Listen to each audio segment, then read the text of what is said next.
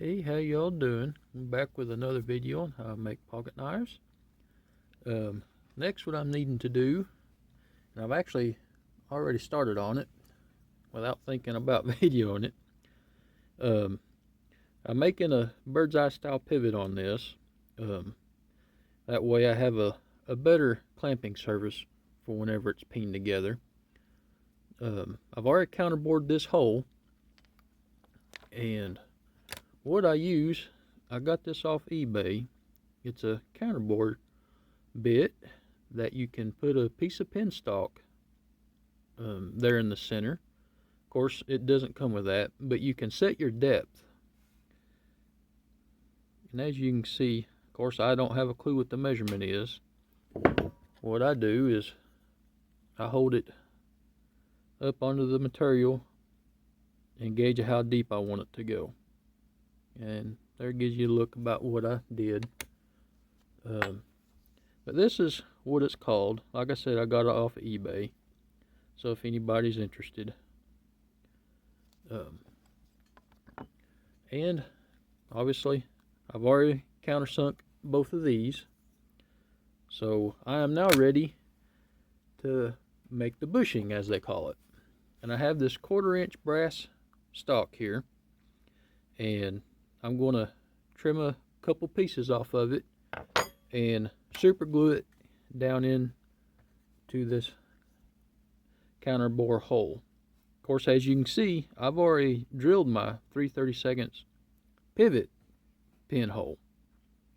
So whenever I super glue this rod stock, obviously it doesn't have a center hole. I'll flip this over backwards and drill through the back side, which I will demonstrate that. Once I get this cut off and super glued in the bolsters, I will be back. Okay, I have my piece of brass rod trimmed and super glued in there.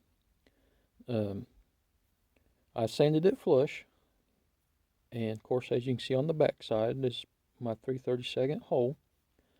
And so I will be drilling down using that as a pilot hole. I got a scrap piece of G10 that I'm going to use as a rest because I want the bushing to be supported. Otherwise, it's real easy to push out. And it also is nice. It has something soft for the drill bit to go down into. So, let's see here. See if we can show this halfway decent.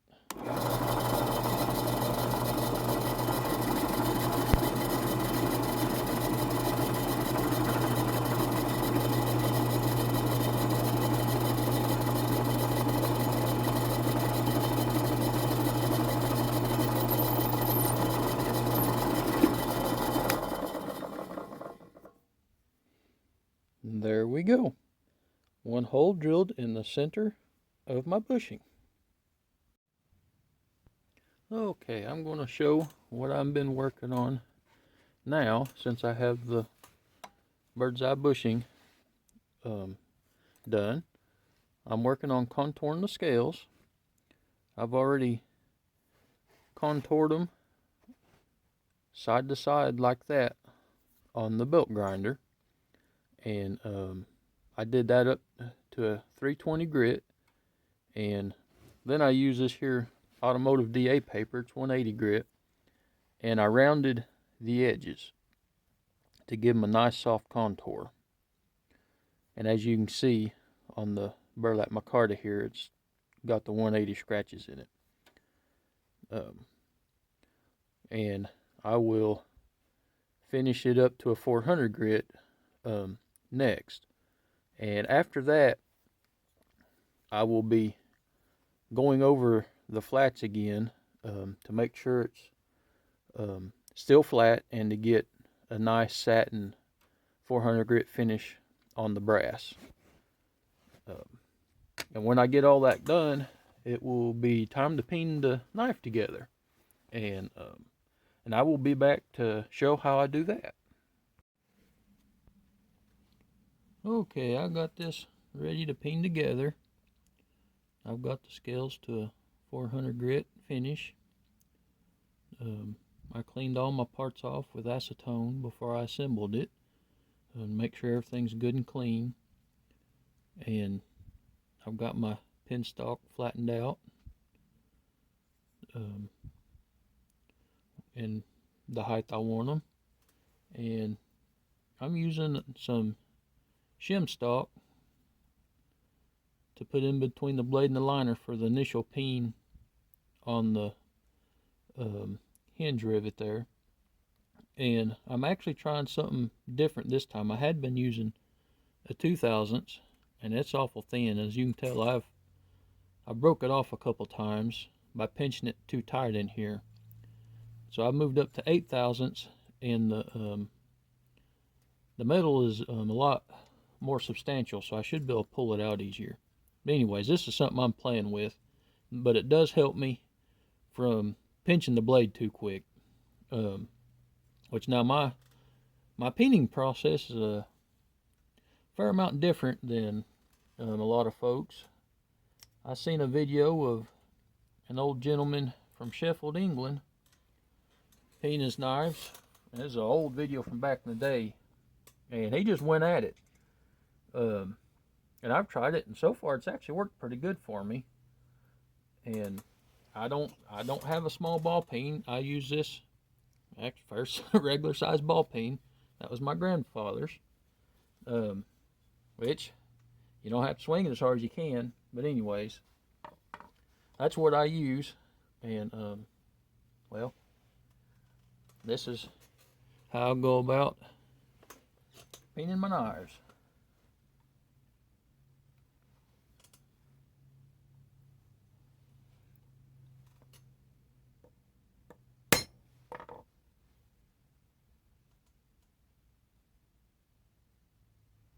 Whenever you do it like that, it actually mushrooms the backside one as well, because I can already feel a little bit of tension on my shim. So I don't need to hit this side quite as hard.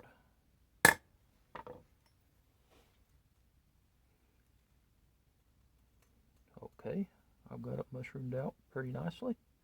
I'll go ahead and pull this out. Set that aside. And since I've got it peened, I'm going to go ahead and put a little bit of WD-40 down in there. That way I have a little bit of slickum at the hinge joint now. That's just my preference, which I had everything cleaned up beforehand.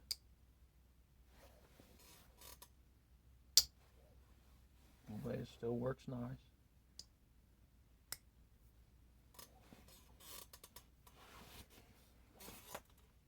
Of course, that does make a mess, so.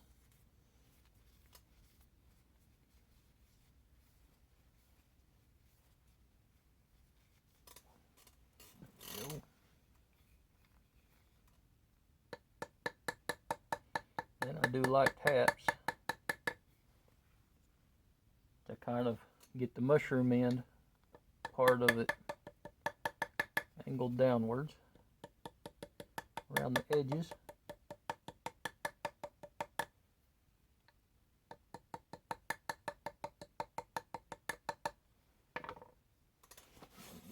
Wipe it off again.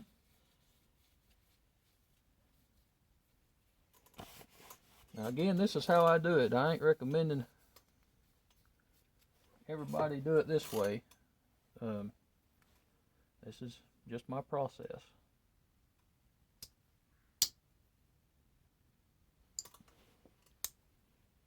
Has a real nice action to it. Okay, I'll go ahead and do the others.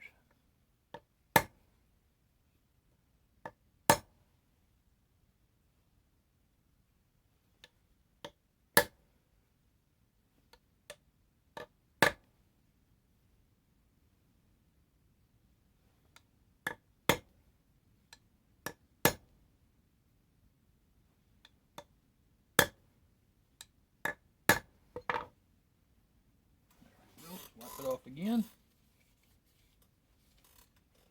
Wipe my hands off too.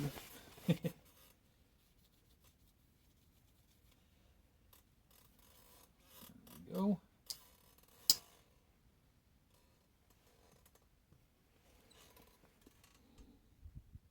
Of course, I'm going to have to flush down my pins and all like that and do my finish sanding.